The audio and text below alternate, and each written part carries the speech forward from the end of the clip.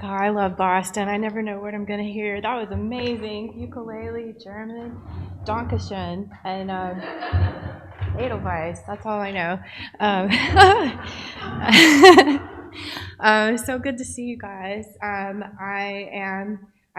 attended church here before. I've been gone for a few years, taking care of some family, surviving a pandemic, and learning centering prayer that got me through all of it. And I found this guy, John O'Donohue, and his words kind of ground me. And oops, I need readers now too. That's another change. Hold on.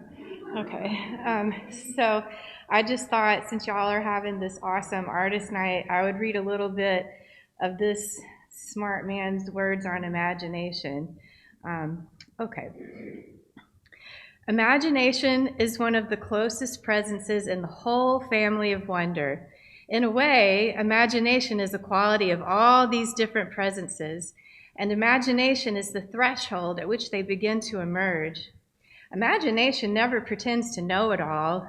It never demands or claims an absolute standpoint, but it always relishes and celebrates the fact that it is on the threshold where it cannot see everything. The kind of knowing that is in imagination is knowing through exploration. I think that every person, especially the child, has incredible imagination. When you think of the way that each of us came into the world, we were actually, for the first several years of our lives, absolute practitioners. Every little girl and little boy was a priestess and priest of the imagination. They completely participated in the world through the power of imagination.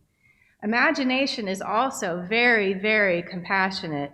It will never take one side of a polarity or a contradiction, but it will try to weave both together and to embrace them. When you look at the fact that a human always inhabits a threshold, then you see the power of imagination.